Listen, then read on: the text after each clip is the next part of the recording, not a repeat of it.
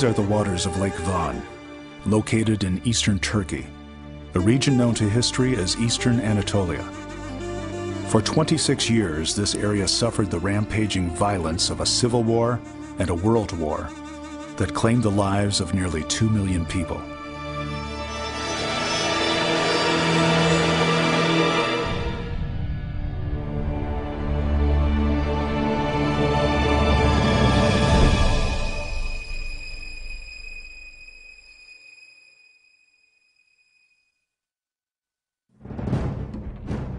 Starting in the 11th century, Turkish tribes from the plains of Central Asia rode westward, defeating the Persians and Byzantines along the way, conquering lands from the Arabian deserts to the Danube River in Europe.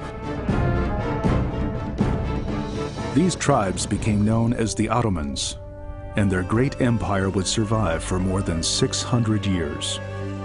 The Ottoman Empire spanned from Persia and Arabia to North Africa and southern Europe, ruled by sultans in the great city of Istanbul, a strategic stronghold where Europe met the Near East. Although most of its subjects were Muslim, the Ottoman government guaranteed complete religious freedom for its Christian and Jewish minorities. These communities, known as millets, were governed to a large extent by their own religious leaders. For centuries, Christians and Jews lived side by side with their Muslim neighbors. Among the empire's many mosques, churches and synagogues also stood in the cities and towns. In the 1800s, European powers began to assert more influence upon Istanbul and to covet Ottoman lands. Under pressure from these great powers, the sultans issued a series of decrees that granted many economic and political concessions. European nations could even issue certificates of protection to Ottoman subjects, making them immune to Ottoman law. In the 19th century, a great wave of nationalism swept across Europe and began to undermine the Ottoman Empire. A series of wars for national independence broke out in southeastern Europe, supported by the great powers. First, Greece broke away, then Serbia, Romania, Bulgaria, and Montenegro. By the start of the 20th century, the Ottoman Empire had lost most of its lands in Europe and North Africa. Great Britain, France, and Russia, driven by their imperialist greed, drove a wedge between the Ottoman Empire's Muslim rulers and their Christian minorities. Western attention soon focused on the Armenians, a Christian people, as a useful ally. In ancient times, Armenians once ruled their own kingdom in Asia Minor. Over the next 2,000 years, they spread out across Anatolia and the Caucasus, a distinct minority that contributed much to Ottoman culture and society. It's nonsense to think of the Armenians as an oppressed minority in the Ottoman Empire. They got on very, very well indeed. They had ambassadors, foreign ministers, they ran the banks. The Armenians were known as the most loyal of the Christian communities, the millets. It was a famous phrase. And they were regarded with a certain amount of hatred even by the Greeks, who thought that they were far too close to the Ottomans. The empire's greatest enemy was Russia, which fought 3 wars against the Ottomans in the 1800s, capturing land and killing or driving out the Muslim population. On July 13, 1878, the Treaty of Berlin brought peace between Russia and the Ottomans. It also addressed for the first time Europe's concern for the Christian Armenians. From that point on, Russia, France, and Great Britain made the Armenian issue their special concern. The Ottomans' belief in religious freedom began to work against them as hundreds of missionaries from Europe and the United States set up schools and hospitals across the empire. They focused their attention on the Armenians. The missionaries brought with them some wonderful ideas about knowledge, about hygiene, about social organization, but they also contributed to the splintering of the empire. They contributed to a loss of loyalty by the religious groups toward the Central Ottoman government. Many Armenians left the empire and went to schools in Europe and Russia. They caught the fire of socialist revolution and its philosophy that the ends justified the means. In 1887, Armenian expatriates formed the Hinchak Party in Geneva, Switzerland. 3 years later, the Tashnak Party was born. Both parties believed that Armenians should fight for their homeland through violent revolution against the Ottoman government. Beginning in the 1890s, we see the emergence of Armenian terrorist groups, such as Hinchak and Tashnak. In today's terminology, just like Al-Qaeda is called a terrorist organization, Armenians had formed a terror organization as well, which committed assassinations and attacks on various places. Hinchak and Tashnak party leaders proclaimed they would launch a campaign of terror against the Turkish and Kurdish people in eastern Anatolia. In Istanbul, British Ambassador Philip Curry reported, "The aim of the Armenian revolutionaries is to stir disturbances, to get the Ottomans to react to violence, and thus get the foreign powers to intervene." Fueled by Marxism and nationalism, the Armenian rebels declared war on the Ottoman Empire.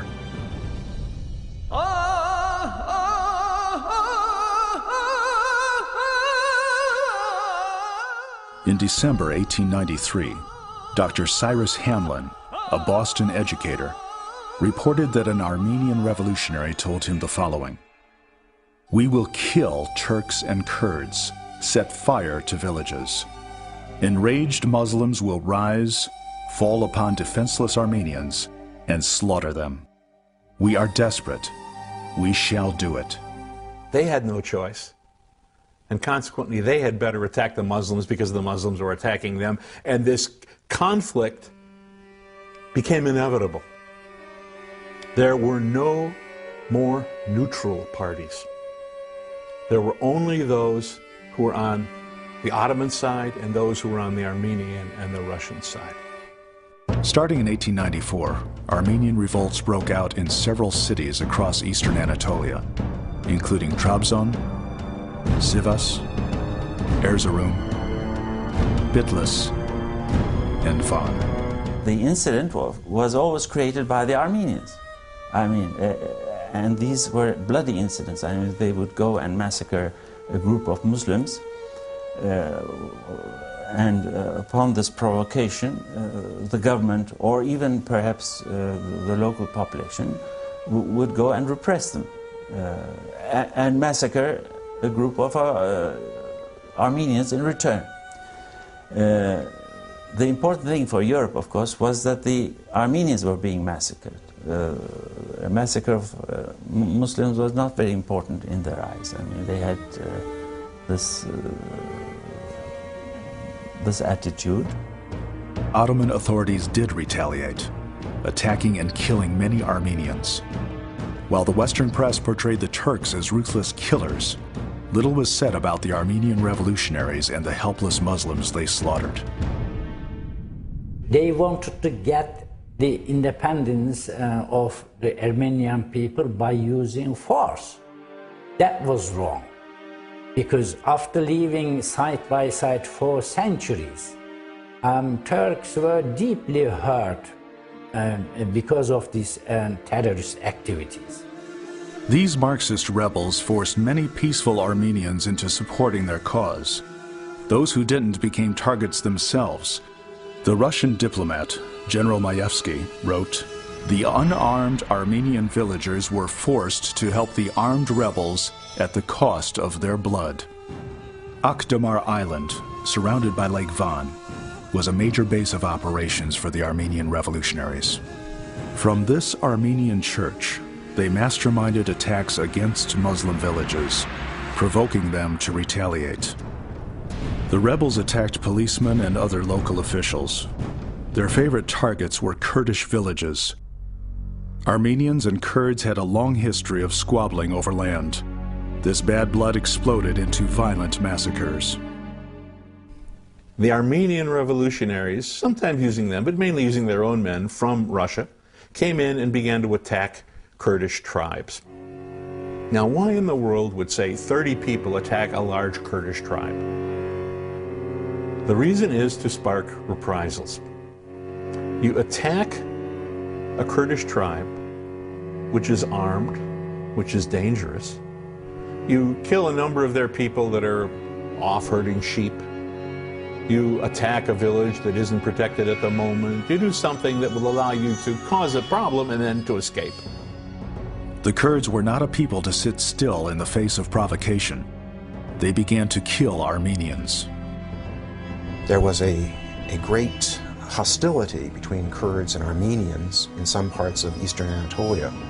And when the Kurds were brought into the Ottoman Empire, the military forces of the Ottoman Empire, this created a situation where there was a lot of tension between Kurds and Armenians in eastern Anatolia, which could be used by the central government sometimes for their own purposes, the purposes of the Central Ottoman state, and on other occasions it got out of hand. To the rebels, it didn't matter whether innocent Armenians were being slaughtered. Provocation was their goal. If enough Armenians were killed, then surely Russia would send in its troops, or Great Britain, or France. In Istanbul, the Armenian Revolution gained valuable allies, the Armenian patriarchs, chief religious leaders of their people. They supported the fight for an Armenian homeland.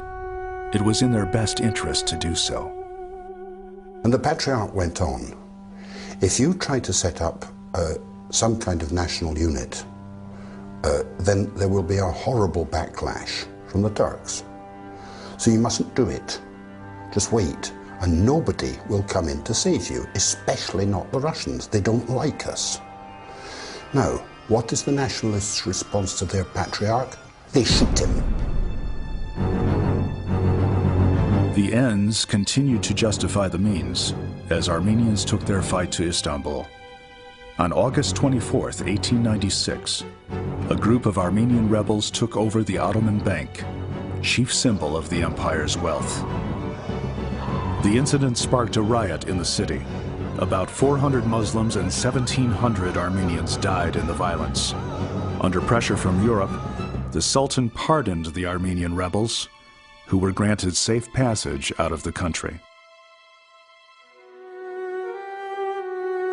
Sultan Abdul Hamid II, who had been in power for nearly 20 years, was angered by the rebels and their acts of terror, and worried that the great powers might intervene in the situation.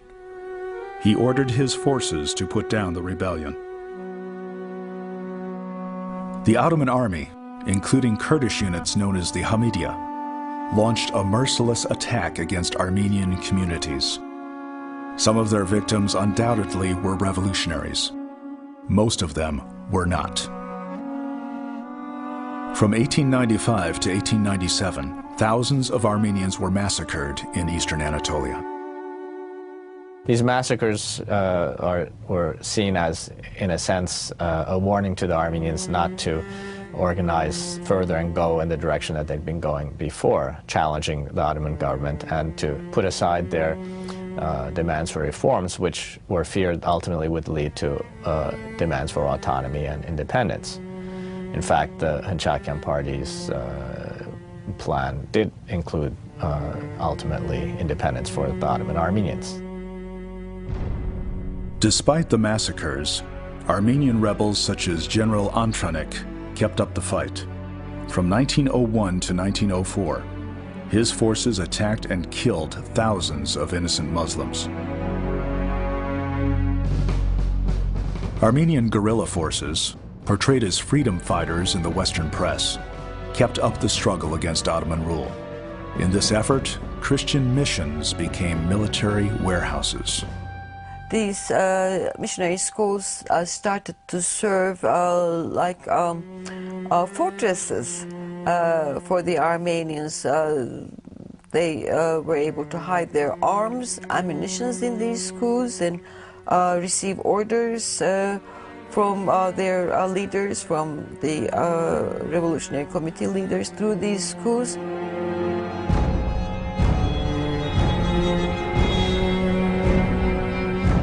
As the great powers moved closer to war, Armenian revolutionaries changed their strategy. The focus shifted from provocations against Muslims to the procurement of arms and ammunition. When war finally did come, the rebels would be ready to help the enemies of the empire.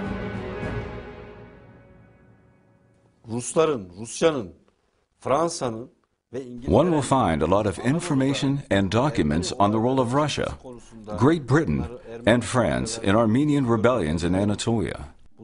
Their role in organizing and arming Armenian revolutionary bands, forming brigades of Armenian volunteer fighters who they let fight against the Ottoman army. In 1908, radical change swept across the Ottoman political landscape. On July 23rd, the Sultan was forced from power by the Committee of Union and Progress, a coalition of reform-minded politicians and military leaders. The empire's constitution and parliament, suspended since 1876, were both reinstated. Once again, Ottoman citizens could participate in elections governed by a constitutional monarchy. The parliament passed legislation for political, social, and economic reforms. Even the Armenian Tashnak party agreed to cooperate with the new government in Istanbul. Perhaps political autonomy could be achieved without the use of terror. But reform movements were set aside in Istanbul when the Balkan Wars broke out in October of 1912. Greece, Serbia, and Bulgaria marched against the Ottoman Empire, invading its territories in Europe. Thousands of Muslims were killed or driven out of southeastern Europe as the Balkan armies advanced. A great mass of refugees from the theater of war flowed into the empire. In a horrific prelude to World War I, the Balkans were torn apart by combat, famine, and massacre.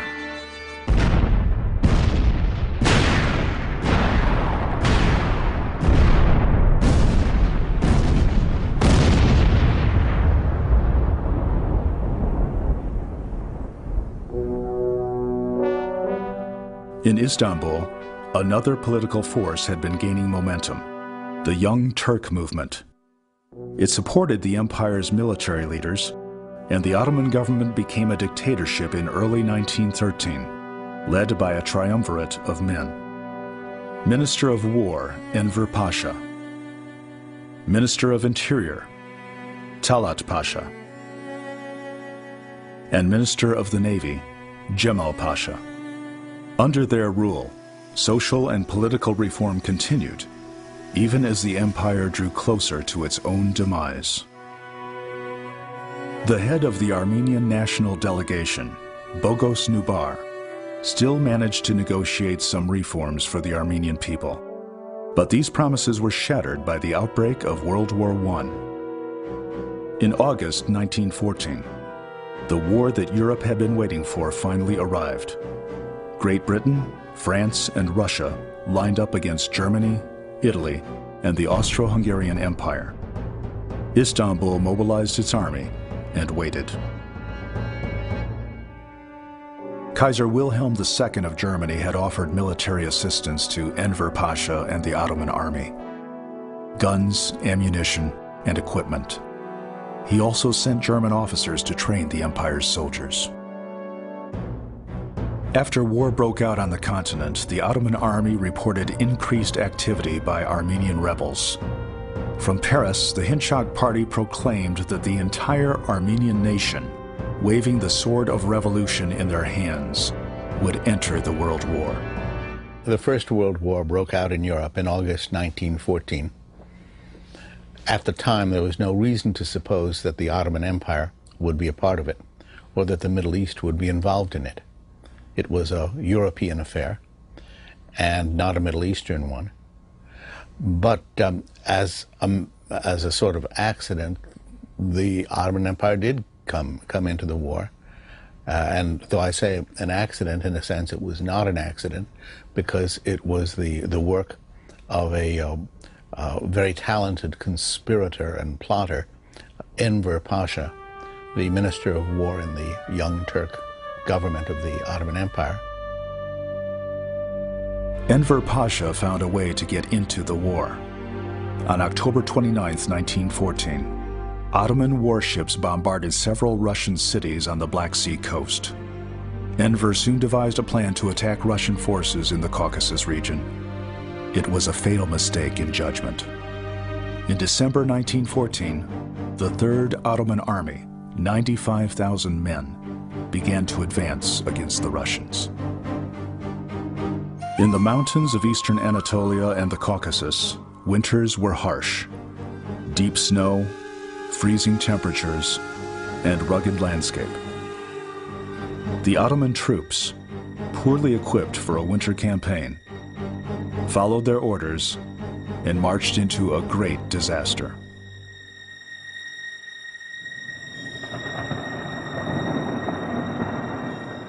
At a remote part of the empire, known as Sarıkamış, Ottoman troops fought their first major battle of the war. The Third Army attempted to surround the enemy, but the Russians broke out and counterattacked. The campaign was an absolute disaster for the Ottoman forces. Out of 95,000 men, only 18,000 returned to Erzurum in January 1915. I mean, if Armenian nationalists in Van can see these scarecrow troops coming back, their uniforms in rags, you know, with their arms in slings, the shadow of an army that had gone to attack the Russians, the Armenians in Van must have thought, right, well, look, you know, let's do it now, because the Turks are finished. And what, of course, is very remarkable about this country, which observers of the Balkan Wars have noted, the Turks are not finished. They're actually at their best when they've got their backs to the wall. And the British discovered this when they landed in Gallipoli, expecting it to be a pushover. They expected to be in Constantinople in half an hour. On April 25, 1915, Australian and New Zealand forces landed at Gallipoli, on the western side of the Dardanelles Straits. They hoped to capture the capital of Istanbul and take the Ottoman Empire out of the war. The Allies underestimated the influence of German military training and equipment, overseen by General Lehmann von Sanders. Nor had they counted on the brilliant Ottoman defense of Gallipoli, led by Colonel Mustafa Kemal. The invaders fought a losing battle for an entire year, trying in vain to gain a foothold and push on to Istanbul. More than 150,000 Allied troops were killed, wounded, or died from disease. Although the Ottomans lost 250,000 men, they held their ground and Istanbul was saved. While Ottoman forces beat back an invasion in the west, the Russians drove forward into eastern Anatolia. Fighting alongside them were thousands of Armenian volunteers. The rebels focused their attack on the city of Van. They intended to make it the capital of their new nation. Their opportunity had finally come, strengthened and financed by Russia. Armenian rebels welcomed the Russian attack. The historian Louise Nalbandian wrote that Armenian revolutionary committees considered the most opportune time to start a general rebellion was when the Ottoman Empire was engaged in war. Van was an important city, an important center for the Armenians. And some of the Armenians in 18th and 19th centuries made plans to establish an Armenian state in the Ottoman Empire in Eastern Anatolia under the Russian rule or Russian protectorate. and Van was going to be center of that state. By April 20th, 1915, the Armenians had taken over a large part of the city. A small force of Ottoman soldiers and policemen, led by Governor Cevdet Bey, fought a hopeless delaying action. The battle raged on for nearly a month. Finally, the Ottoman forces withdrew on May 17th. Van fell to the Armenians. As Russians continued their advance into eastern Anatolia, the Armenian rebels set fire to the Muslim quarter of Van. Aram Manoukian became the new mayor. According to German observer Johannes Lepsius, the Armenians immediately began to slaughter Muslims. When the Russians arrived in Van on May 19th, they were horrified to find the streets filled with corpses of Muslim civilians. Thousands of men, women, and children cut down by the Armenian rebels.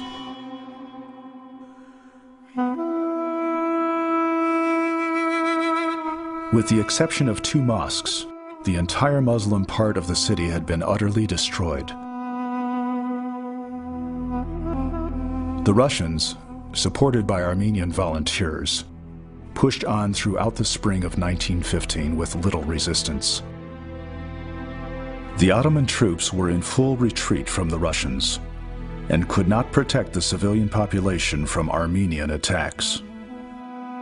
One of the rebel leaders, Hamparsun Boyachian, declared, "All Turkish children also should be killed, as they form a danger to the Armenian nation." The local Armenians rise, and they carried out a massacre of the local Muslims. The 5 volunteer Armenian regiments had gone over the border and started massacring all the Muslims in sight. And the idea is the straightforward one of ethnic cleansing. You know, if you terrify people, you wipe out villages, then everybody will panic for miles around and run away. This is the theory behind it.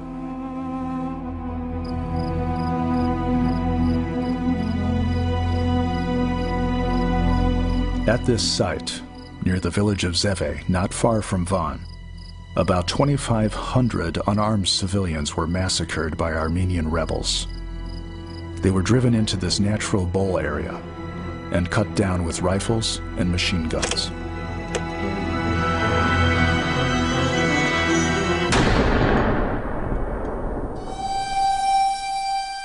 The civilians could not escape the murderous gunfire of Armenians positioned on the heights above.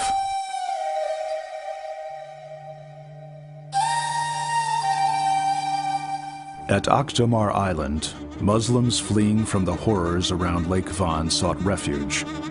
But Armenian rebels were waiting and slaughtered their victims without mercy. This Armenian church was the final image seen by many of the Muslims who died there.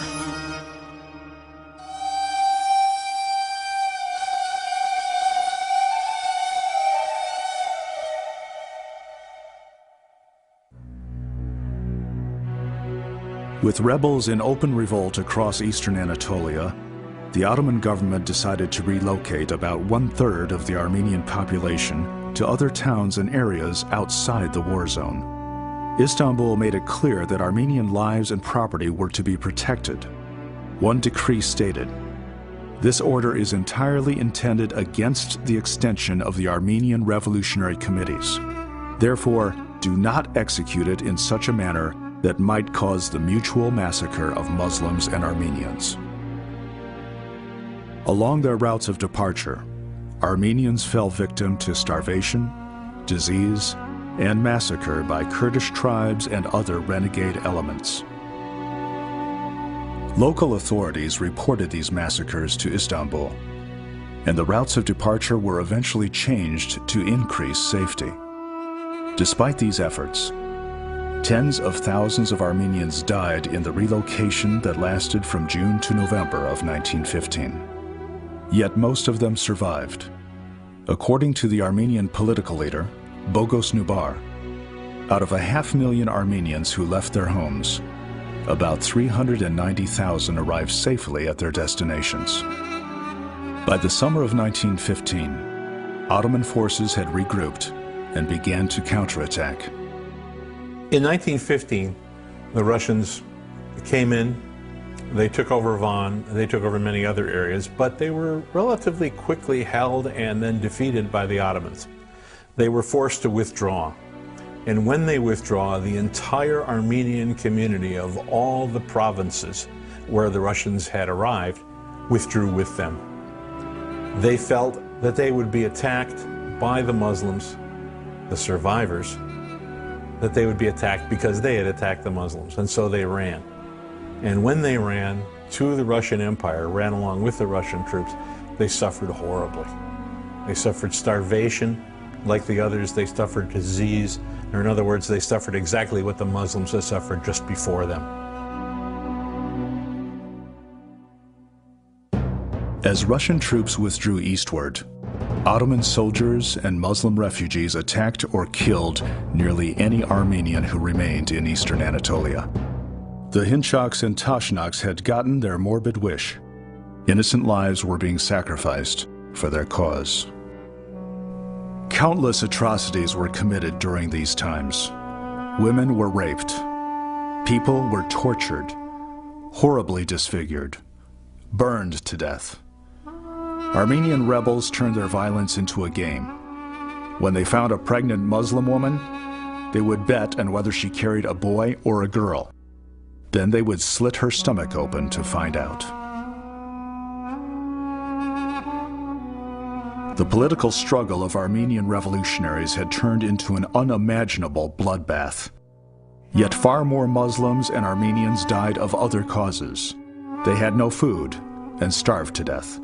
They had no shelter and froze to death. They had no medicine and died of disease. Grand Duke Nicholas, uncle of the Russian Tsar Nicholas II, took command of Russian forces in the Caucasus on September 24, 1915. From his headquarters in the city of Kars, Nicholas and his generals regrouped and launched another offensive in January 1916. Throughout that winter and spring, Russian troops drove into Erzurum, Van, Bitlis, Trabzon, and other cities in eastern Anatolia.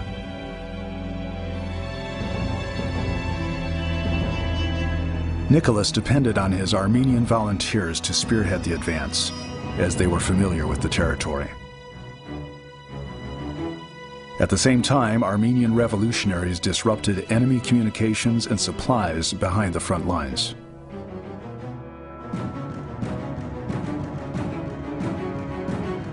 After a 3-day battle, the Russians and Armenians took the city of Erzurum, west of Lake Van, in February 1916. Armenian rebels began to exterminate thousands of defenseless men, women, and children. Their ethnic cleansing would go on for quite some time, without any fear of reprisal. The Ottoman army suffered a string of defeats, then launched a counteroffensive in June 1916. They regained some territory, but the Russians drove them back again in August. Many Armenians served honorably in the Ottoman army, fighting and dying for the empire. But others, guided by their nationalist fervor, deserted to the Russians, committed sabotage, and even shot their Muslim comrades in arms on the battlefield. All around Lake Van, Muslims were being killed or driven out. An Armenian officer, Ohanus Apresyan, wrote in his memoirs, "We closed the roads and the mountain passes that might serve as ways of escape for the Turks, and then proceeded in the work of extermination." In the city of Bitlis, not far from Lake Van, Russian and Armenian troops attacked in the early morning hours of March 3, 1916. Armenian rebels went through the streets and homes, killing the townspeople. A crowd of Muslims ran to the deserted Russian consulate building for protection. But the Armenian rebels hunted them down and killed nearly every person in the building.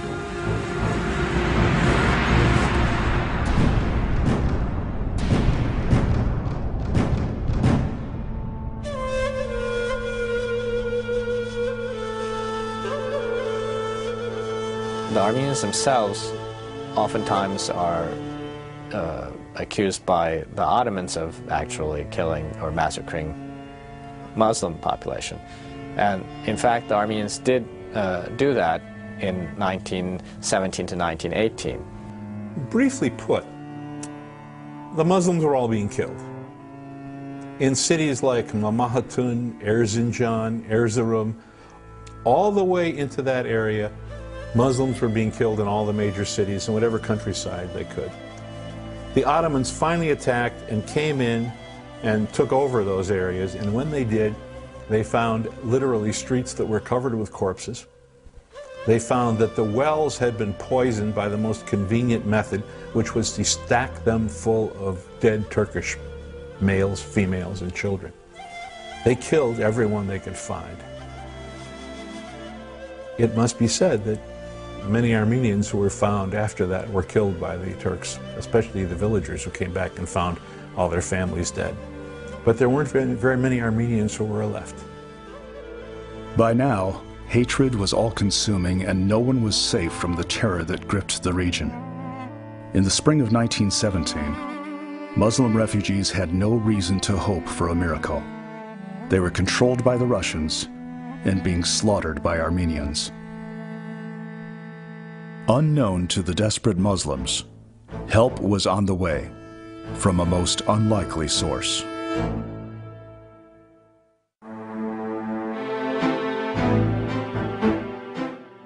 In Russia, socialist revolution broke out in March 1917.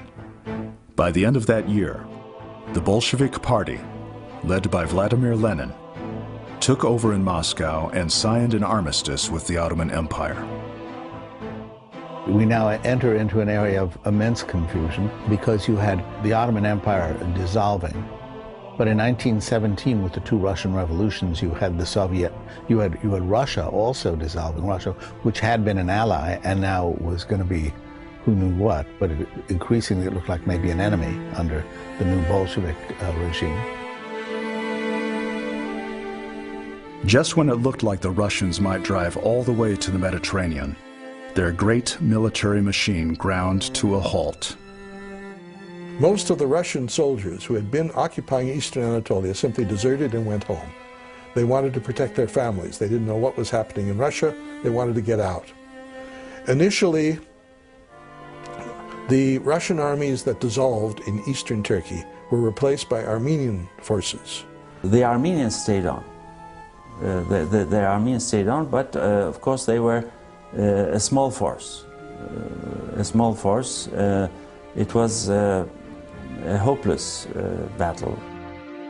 Although the Armenians were now on their own, they kept control over a large part of eastern Anatolia, and they continued their bloody campaign of ethnic cleansing. The fight for a homeland went on. The massacres went on. As Russian troops went home, the Ottoman forces advanced, recapturing Erzurum in March of 1918. The following month, they took Van and Kars. Everywhere, they found death and destruction left behind by the Armenian forces. Foreign officers serving in this theater would not forget the horrors they witnessed. But some honorable British and Russian officers reported, some of them published. And we see through their reports and memorandums how their governments acted. During the war, the great powers sent agents and provocateurs into the Ottoman Empire. The most famous of them was Lawrence of Arabia. Their mission was simple: provoke conflict, play upon nationalist aspirations, incite revolt and bloodshed. First of all, they were very well trained how to provoke conflicts between different groups, no matter what. What they needed was armed action. Who kills who was not important.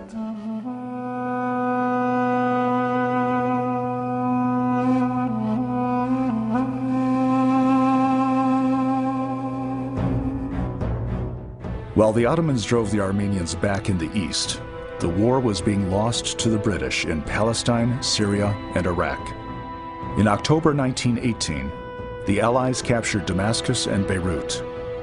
By the end of the month, the Ottoman Empire surrendered and signed an armistice with the great powers of Europe. On November 13th, 2 days after Germany surrendered, an Allied fleet arrived off Istanbul. In the west, the Ottoman army began to lay down their arms. At the Paris Peace Conference the following year, Armenian leader Bogos Nubar reminded the great powers that Armenians had fought on their side. 150,000 Armenians had served in the Russian army. Even after the armistice, European leaders still supported Armenian troops and Greek troops in their fight against the Ottomans. In the years 1919 to 1920, the great powers sat down at the Paris Peace Conference to divide up the world. Armenians, too, tried to establish an independent Armenia at this juncture. There was a grand Armenia project, which extended from Çukurova to Yerevan. Great Britain and France, in order to preserve their protectorate system they built in the Middle East, wanted to instigate the Greeks in the West and the Armenians in the East against the Turkish nation. In the face of invasion from Greeks in the West, Armenians in the East, as well as French and Armenian forces in the South, Mustafa Kemal, hero at the Battle of Gallipoli, decided to fight back. Landing at the northern Turkish city of Samsun on May 19, 1919, he rallied the remaining Ottoman troops and forged them into a new fighting force, a Turkish nationalist army. The Turks were determined to save their homeland from dismemberment by the foreign powers. Mustafa Kemal called upon other Turkish leaders to join him. What he did after that, he called 2 congresses, one at Erzurum for the eastern provinces, which were threatened by an invasion from the Armenian Republic, led by General Antranik, which was causing a great deal of damage, which was killing a lot of Turks in northeastern Turkey. This has been reported on by the American missions there and by British missions, that these Armenian troops were killing a lot of Turks. At the Sivas Conference, Mustafa Kemal rejected the armistice signed with the great powers, which gave away most of the Ottoman Empire. This new coalition declared a war of independence against all enemies who would destroy their nation with war and massacre. After 1918, Armenian bands, terror organizations, and Armenian soldiers fighting in the Russian army committed large-scale massacres in the regions occupied by the Russians. As the Russians began to retreat, in the Igdir region alone, they committed massacres in 21 villages. Besides the invading Greeks in the west and Armenians in the east, Mustafa Kemal had to deal with a third front in the south, where Armenians continued their slaughter with the help of France. Landing in the Mediterranean in late 1918, the French used Armenian rebels in capturing the city of Adana. There they pushed northward. An Armenian legion had been formed, and it immediately began to attack the Muslim population. The French have a very important role in the clashes between the Turks and Armenians in southeastern Turkey, the Çukurova and Cilicia regions. Thousands of Armenian volunteer fighters wearing French uniforms fought against Turks. French archival documents verify this, not only ours. The French promised their Armenian forces that Adana and the surrounding region, known as Cilicia, would become part of a great Armenian nation. But their plans backfired. The Armenian Legion committed so many atrocities against the Muslims that it had to be disbanded.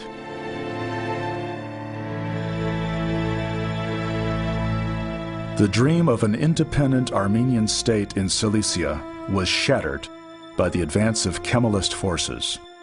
The French and Armenians had to withdraw, and the Turks reclaimed the region. But on the Armenian question, a very powerful man still stood in their way.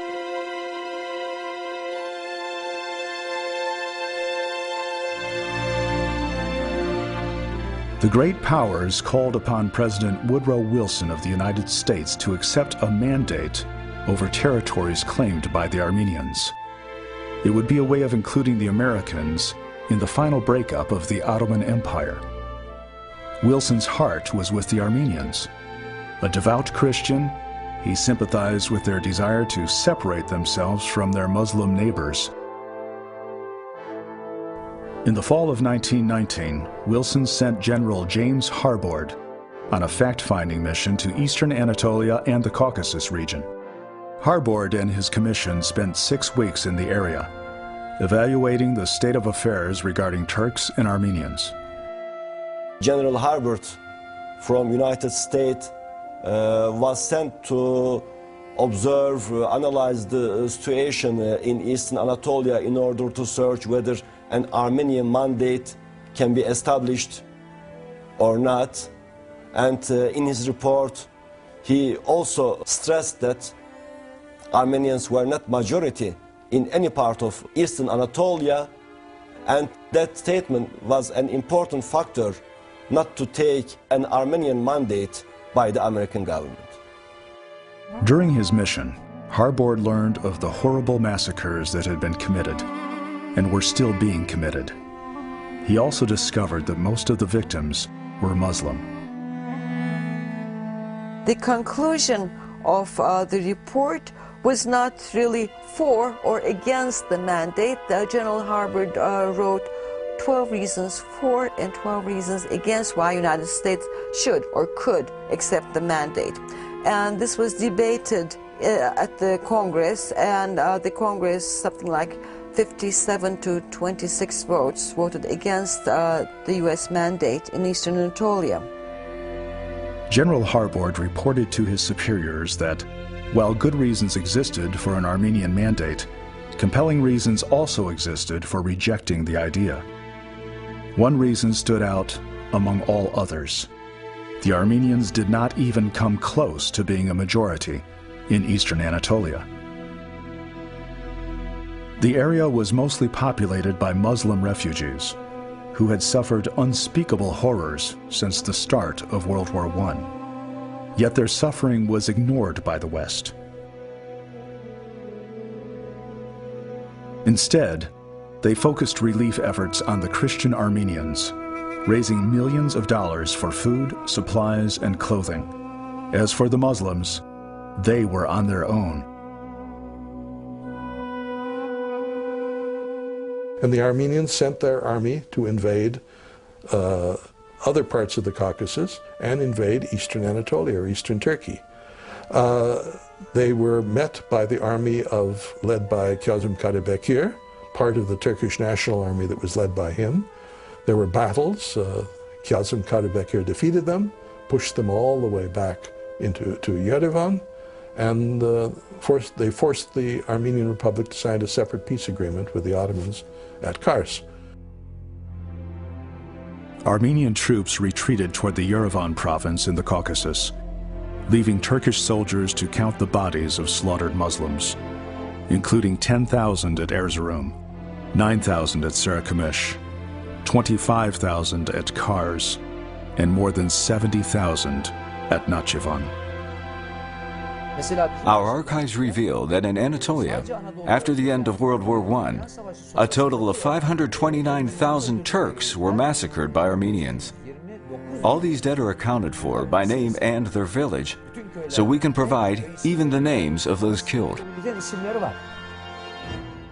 The Turkish army drove Armenian rebels back toward Yerevan, and a treaty was completed in the town of Gümrü on December 3, 1920. The tragic cycle of attack and massacre was finally coming to an end.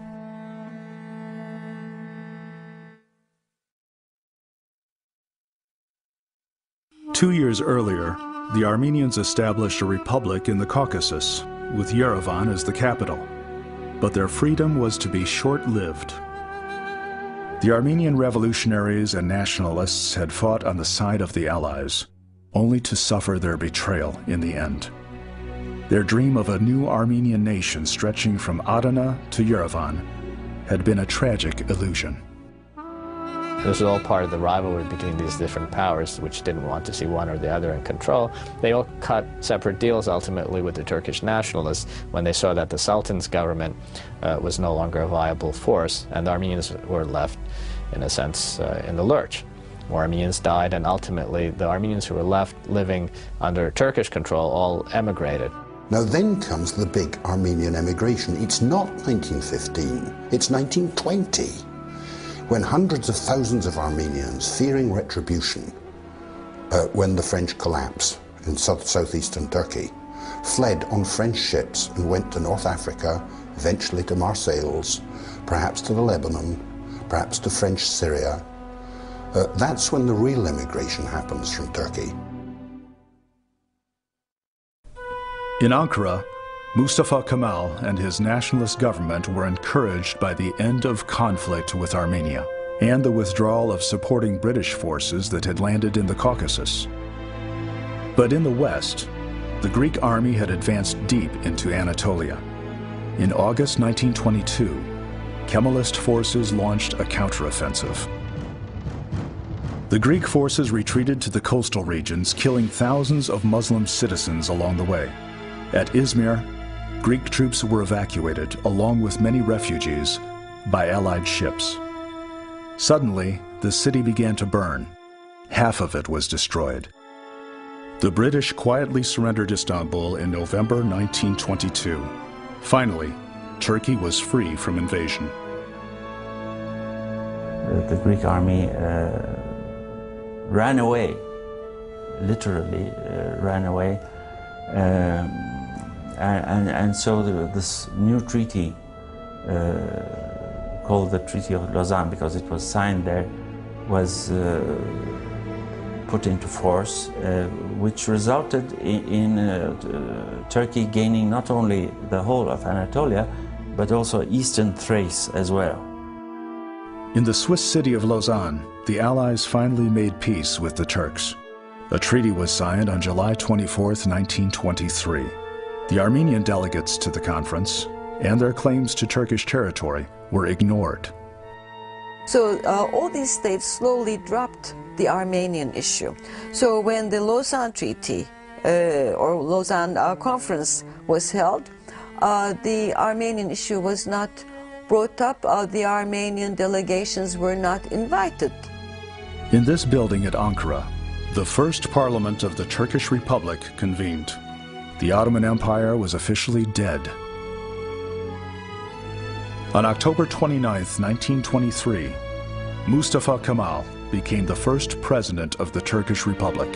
He extended the offer of citizenship to any former resident of the Ottoman Empire, including Armenians. So with the Lausanne, it was established that Turks had their own nationality and national state. So with the Armenians, it was the other way around, because then they were occupied by the Russian troops, communist troops, Armenia, and then they lost their country. The Armenian nation was short-lived. The Soviets signed a treaty with Turkey, and the Republic of Armenia fell under communist rule. The Armenians, I must say, were never happy with that treaty. The Armenians claim that the Treaty of Moscow sold them down the river. And I think, well, in that sense, they're right, because it didn't give them what they wanted, which was Eastern Turkey. Not until 1991 would Armenia gain its real independence. When World War I began, about 1.5 million Armenians lived in the Ottoman Empire. By 1922, the League of Nations estimated that nearly 900,000 Armenians had emigrated to Europe, the United States, and many other countries. The remainder, about 600,000 people, had lost their lives to famine, disease, exposure, and massacre But the Muslims had fared far worse, losing more than 1 million people in eastern Anatolia. More than 500,000 of them, men, women, and children, were massacred by Armenian soldiers, rebels, and civilians. The majority of Armenians in the Ottoman Empire had no interest in revolution, but they had been forced to choose sides in a deadly game.